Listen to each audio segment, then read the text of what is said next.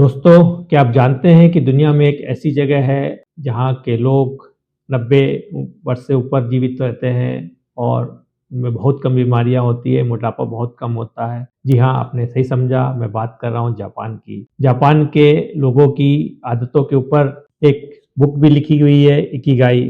और इस इकिगाई को अगर आप पढ़ेंगे तो उसके बहुत सारे सीक्रेट्स हैं। दोस्तों, आज के इस वीडियो में मैं उनके एक सीक्रेट की बात करूँगा जिसे कहते हैं हारा हाचिबू, जिसको मैंने अपनी लाइफ में अपनाया है और एक्स्ट्रा ऑर्डिनरी रिजल्ट मिले हैं। दोस्तों, आज के इस वीडियो में हम जानेंगे हारा हाचिबू क्या है, ये हमारी सेहत को कैसे बदल सकता है और आप इसे अपनी ज़िंदगी में कैसे अपना सकते हैं।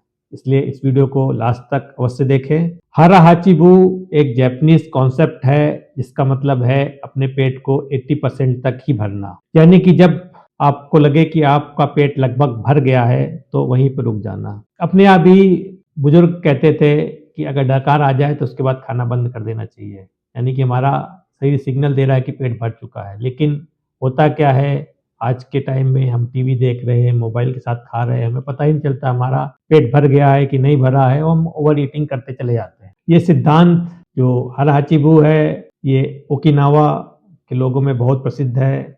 ओकिनावा जिसकी मैं बात कर रहा हूँ, जिनके बारे में ये बुक लिखी हुई है, उसको कहते हैं लैंड ऑफ लॉन्ग लाइफ, जहाँ के लोग 90 वर्ष के ऊपर जीते हैं। एवरेज जो लाइफ है 90 प्लस है। यहाँ के लोगों में एवरेज लाइफ तो मैं बता ही चुका हूँ 90 प्लस होती है।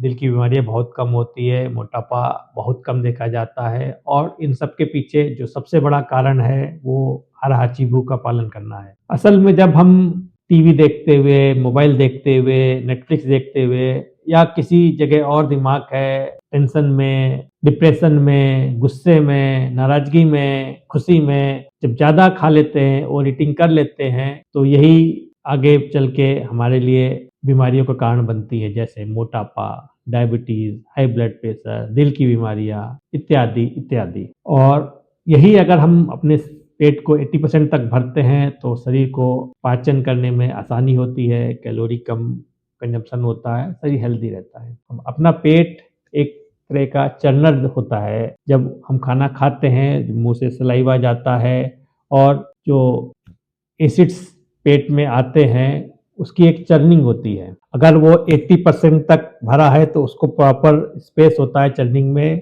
कि वो आराम से डाइजेस्ट हो सके। अगर वो ऊपर तक भरा हुआ है तो वो जो एसिड ऊपर चढ़ने लगता है, गले तक आता है और मुँह तक आता है और उसको ही एसिडिटी कहते हैं। मैं भी करीब 2 साल पहले एसिडिटी का शिकार हुआ था। उससे पहले तो खूब खाता था, शरीर जवान था, कुछ भी खा लो, कुछ भी चीज़ कर लो, पता ही नहीं चलता था। लेकिन अब जैसे-जैसे ही मेरी करीब 47-48 की एज हुई तो मुझे धीरे-धीरे करके एसिडिटी की समस्या होने लगी। मैंने तमाम इलाज कराया, डॉक्टर ने दवाइयाँ दे देते थे एसिडिटी की, उससे टेम्परेरी रिलीफ मिलता था। मैंने कुछ देसी उपाय भी किए, देसी दवाइयाँ होती हैं, आयुर्वेदिक दवाइयाँ भी, वो भी इफ़ेक्टिव बहुत ज़्यादा नहीं हुई। लेकिन जब मैंने हारा हाचिबू को अपनाया और अपना जो डिनर का टाइम है बिफ़ोर सनसेट किया, तो मेरी एसिडिटी की समस्या ऑलमोस्ट ख़त्म हो गई है। अब कभी 3-4 महीने में कभी-कभार कुछ ऊट-पटांग खा लिया या कभी कुछ हो गया ऐसा, कोई चीज़ नुकसान कर गई तो एसिडिटी होती है, वैसे नॉर्मली मेरे को नहीं होती है। और एसिडिटी ही एक बड़ा कारण रहा है मेरे माइग्रेन का, और एसिडिटी भी ख़त्म हो गई तो माइग्रेन भी ख़त्म हो गया।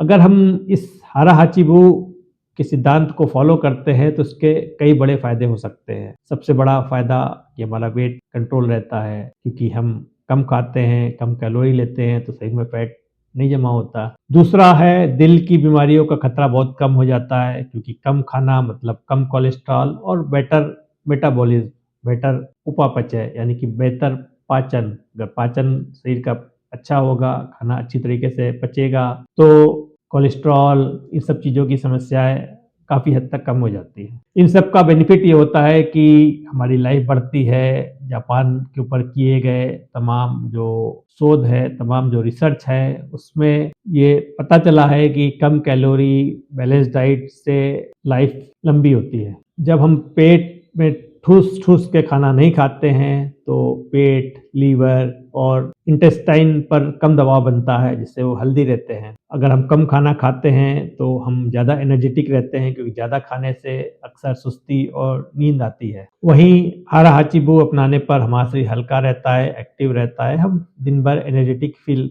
करते हैं। दोस्तों, अब तो नेक्स्ट क्वेश्चन उठता है कि इस अच्छे कॉन्सेप्ट, जिसको हारा हाचिबू कहते हैं, को अपनी लाइफ में कैसे इम्प्लीमेंट किया जाए। तो इसके लिए कुछ जो स्टेप्स हैं वो मैं अपने वीडियो में आगे शेयर करता हूँ।